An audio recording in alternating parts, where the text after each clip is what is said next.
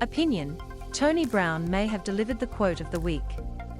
Highlanders coach Brown, speaking after the naming of his team to play the Blues in the Super Rugby Pacific match in Albany on Friday night, said ultimately, the healthiest team at the end of his competition might end up winning it. Derek Morrison of Photosport Highlanders coach Tony Brown is still searching for this team's first win of the season. If only he was joking. Having confirmed Wednesday that COVID-19 had infiltrated the Highlanders camp, Brown joined his counterparts at the Hurricanes and Moana Pacifica in negotiating the considerable obstacles created by the pandemic. Super Rugby Pacific, Boden Barrett returns to number 10 for Blues in Week 4. Super Rugby Pacific Power Rankings, Highlanders slumped to worst start since 2013. Super Rugby Talking Points, winless Highlanders well off the pace. At least the Highlanders are still on track to play. An outbreak in the Hurricanes squad has forced the fixture against Moana Pacifica, originally slated for Saturday night, to be postponed, and the Chiefs have also reported a positive case in their squad. One thing seems certain: there will be more. So let's make the most of the rugby on the menu, because there's no guarantee how long the servery will remain open. Joe Allison and halfback Aaron Smith will return to captain the Highlanders against the Blues in Albany. Hopefully the content's better than what the Highlanders conjured up during their 21-14 loss to the Hurricanes last weekend.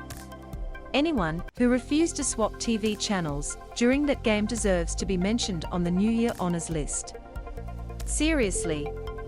Despite the issues with COVID, Brown has still been able to name what could be a competitive side for the Gordon Hunter Memorial match, including the return of captain Aaron Smith at halfback and Marino Mikael Tuiu, who gets his first start of the year at number 8. Joe Allison or Roger Tuivasa-Sheck has been sidelined for several weeks with a shoulder injury. Boden Barrett back, but no Roger Tuivasa-Sheck. The shoulder injury Tuivasa-Sheck suffered against the Chiefs last weekend removes any hope, for several weeks at least, of seeing how the ex-Warriors captain performs outside All Blacks playmaker Barrett. Frustrating? You bet. Tuivasa-Sheck, remember, was denied the opportunity to play for Auckland last year because of the COVID settings, and now his bung shoulder has forced him off the grass. Barrett, having shown no ill effects from concussion when used as a replacement against last week, will start at number 10. Fellow back Harry Plummer has not been so fortunate. A shoulder injury has already put paid to his season. Fijian Drua coach Mick Byrne will be hoping to build on the win over the Rebels last weekend. What was the feel-good story of round 3? It's hard to go past the Fijian Drua, who rolled the Melbourne Rebels 31-26. Former All Blacks SS coach Mick Byrne will know it's early days, but the signs are encouraging. Now imagine, in a post-COVID world, what it will be like for opposition teams to play the Drua in front of their fans in steamy Suva. No one should expect the Drua to woo back their stars from up north, where they are on big money.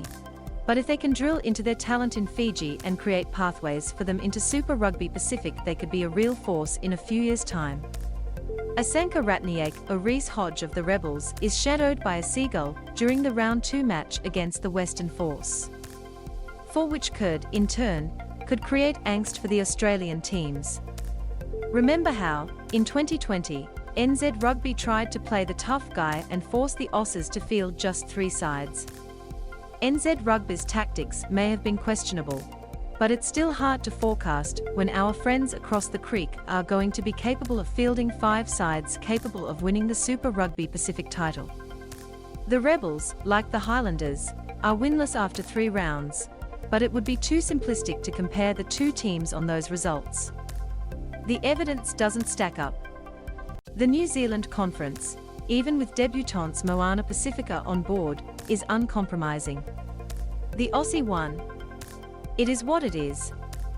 5 at the end of the 2022 season. How big will the financial mess be for the 6 New Zealand teams? That is the multi-million-dollar question. Limited crowds under the red light traffic settings are, in reality, little more than a token gesture for the franchises. The follow-on question is this: how long will it take them to recover? And how will it impact on their ability to maintain and upgrade the facilities required by high-performance athletes in the years ahead?